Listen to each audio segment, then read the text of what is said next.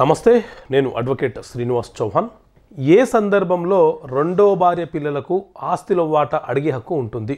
So మిత్రులారా, మన దేశంలో హిందూ మ్యారేజ్ యాక్ట్ అనే చట్టం ఉంది.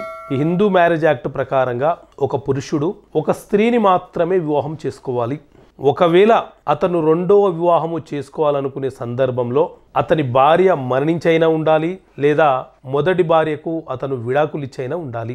ఈ సందర్భాల్లో మాత్రమే అతను చేసుకునే రెండవ వివాహము చట్టబద్ధమైనది.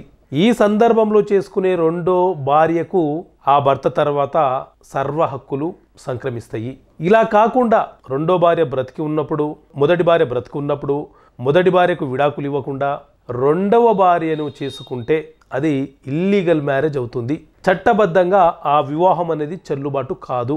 ఆ భార్యకు భర్త ఆస్తుల మీద కానీ, భర్త యొక్క ఒకవేళ ఉద్యోగస్తుడైతే పెన్షన్ మీద కానీ ఎలాంటి హక్కులు పొందే అవకాశము ఆమెకు ఉండదు. కానీ మొదటి భార్య పిల్లలు ఆస్తిలో వాటాను కలిగే హక్కును ఎంతైతే ఉంటారో, రెండవ భార్య పిల్లలు ఇల్లీగల్ మ్యారేజ్ ద్వారా జన్మించినటువంటి రెండవ భార్య పిల్లలు ఎవరైతే ఉన్నారో వారికి కూడా ఆస్తిలో వాటా అడిగే హక్కు ఉంటుంది. కాకపోతే ఆ రెండవ భార్య పిల్లలు ఇల్లీగల్ మ్యారేజ్ ద్వారా కలిగినటువంటి రెండవ భార్య పిల్లలు ఎవరైతే ఉన్నారో ఆ పిల్లలు ఆ తండ్రి కష్టార్జితపు ఆస్తిలో మాత్రమే వాటాను కోరే హక్కును కలిగి ఉంటారు. కానీ ఆ తండ్రికి పూర్వీకుల నుంచి వచ్చే ఆస్తి కానీ, ఆ తండ్రి యొక్క పూర్వీకుల ఆస్తుల పైన కానీ వాటా అడిగే హక్కు ఉండదు. కాబట్టి ఇక్కడ మ్యారేజ్ అనేది లీగాలిటీని కలిగి ఉందా లేదా, చేసుకున్న మ్యారేజీ చట్టబద్ధంగా జరిగిందా లేదా, వివాహం అయిన తర్వాత మొదటి భార్య మరణించిందా, విడాకులు తీసుకున్నాడా లేదా, ఈ అంశాల మీద డిపెండ్ అయ్యి రెండో భార్య పిల్లలకు ఆస్తిలో వాటా ఎంతవరకు వచ్చే అవకాశం ఉంటుంది, ఏ రకంగా వాళ్ళు న్యాయస్థానానికి అప్రోచ్ కావచ్చో ఈ కీలకమైనటువంటి లీగల్ అంశాలను దృష్టిలో పెట్టుకునే మీరు వాటాను కోరే హక్కును కలిగి ఉంటారు. వీలునామా అంటే ఏంటి?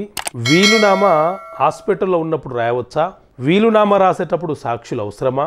వీలునామాని రద్దు చేసుకోవచ్చా అనే అంశం గురించి తెలుసుకునే ప్రయత్నం చేద్దాం.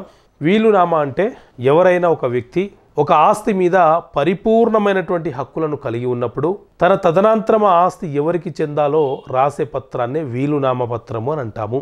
ఈ వీలునామా ఎప్పుడు చెల్లుబాటు అవుతుంది అని అంటే ఆ వీలునామా రాసిన వ్యక్తి మరణించిన తర్వాత మాత్రమే చెల్లుబాటు అవుతుంది.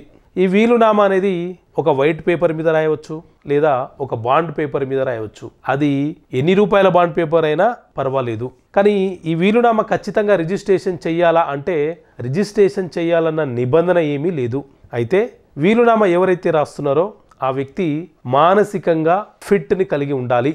ఒకవేళ వీలునామా రాసే వ్యక్తి హాస్పిటల్లో కనుక ఉంటే, వయసు రీత్యనో అనారోగ్యం రీత్యనో అతను కనుక హాస్పిటల్లో ఉంటే వైద్యుల పర్యవేక్షణలో ఒక మెడికల్ సర్టిఫికేట్ని పొంది ఆ తర్వాత అతను రాసే వీలునామా చెల్లుబాటు అవుతుంది. లేకపోతే ఆ వీలునామా చెల్లుబాటు కాదు.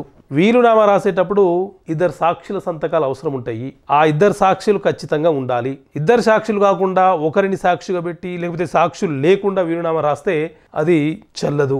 మరి వీలునామాని రద్దు చేయవచ్చా అంటే ఒకసారి రాసినటువంటి వీలునామా అది రిజిస్టర్డా అన్రిజిస్టర్డా? రిజిస్టర్డ్ అయితే ఖచ్చితంగా రిజిస్ట్రేషన్ ఆఫీస్కి వెళ్ళి దాన్ని రద్దుపరచాలి. అన్రిజిస్టర్డ్ అయితే మీరు రాసిన తెల్ల పేపరో బాండ్ పేపర్ ఏదైతే ఉందో అది మీరు చించి వేస్తే అక్కడితో ఆ వీలునామా అనేది రద్దవుతుంది. కాబట్టి వీలునామా రాసేటప్పుడు తస్మత్ జాగ్రత్త.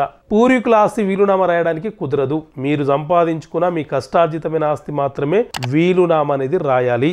సాధారణంగా వీలునామా ఎందుకు రాస్తుంటారంటే సంపాదించిన వ్యక్తి మరణించిన తర్వాత తనకు పుట్టిన కుమారులు కుమార్తెలు ఎవరైతే ఉన్నారో వారు ఆస్తుల గురించి తగాదాలు పడకుండా ఎవరి వాటా ఎంతనో నిర్ధారణ చేసి రాయడానికి అవకాశం ఉండే పత్రమే ఈ వీలునామా పత్రము. Okay friends, thank you.